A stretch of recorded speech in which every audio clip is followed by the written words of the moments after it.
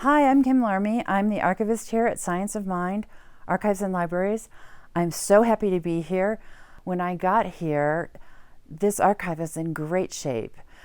Dr. Marilyn Leo founded this archive and did an amazing job putting it together. I was just so impressed. I can't even tell you how wonderful it was. So I'm here to take this archive to the next level. We are working on putting this archive together with more collections, putting more collections together, making them bigger, moving it up to having finding aids, putting bigger collections, and allowing researchers have an easier way to find what they need, and having all of you that are part of Science of Mind being able to find what you need and understand more about the history. And that's what we do. What's happening with the history and all histories is that the original documents are disintegrating. That's what they do. And we are working so hard to put together collections that you can see for yourself. And we're putting together finding aids so that you can find what you need so quickly. And this is all time sensitive, so we're working as hard as we can to move to the next level.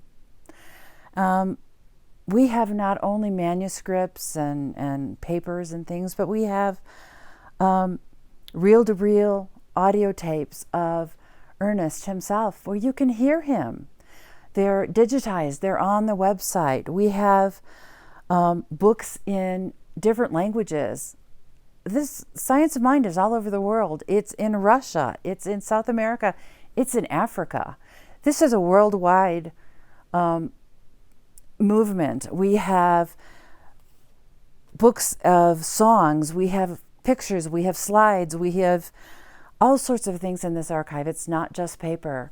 And you can learn and see so much about Science of Mind in this archive. So our goal is to preserve this history and to make it available to everybody around the world on our website, and have you enjoy and learn and be able to research and see what you want to see. What's amazing about this archive is it's not just focused on Ernest Holmes.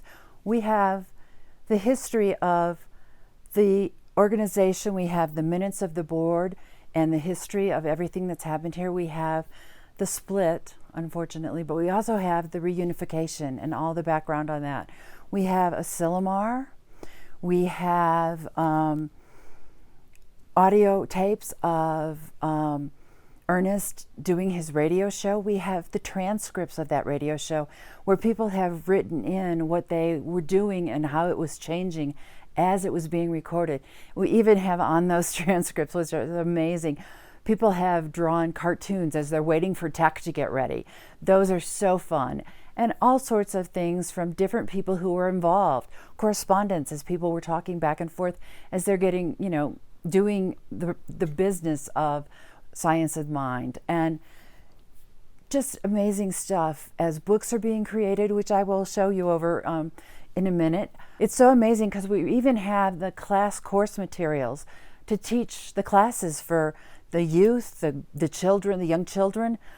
For years and years, we have different versions of books over the years as Ernest and other people have updated books. So there's amazing things to find in this archive. And it's for people to come in and understand how Science of Mind has changed over the years. And that's what we're preserving. And we'll preserve for the future. The Hefferland Foundation has been a huge support over the years. They have donated over and over to make sure that this foundation flourishes. One of the really cool things in this archive is that you can see the original documents as things are being made and trace the history as it goes. So this is the history, or the progression of a book. So this is how it started, with little notes of ideas of a book. Here's one of the little notes that got torn. Wasn't preserved properly, but was preserved. And these notes, there's an entire book, one of these cases full of these notes that just kind of were ideas for a book. So it gives you how the book started. Then it moves over to typed pages that were then edited. You can see here editing going on. This was, maybe a couple inches of typed paper. Now we're moving over to the next level where the book is now in chapters. So it's growing and growing and growing. But you can see how the books move forward and the evolution of a book. And this is actually the book, The Voice Celestial, where it turns into a real book. And you can see how this book happened and the way it was created.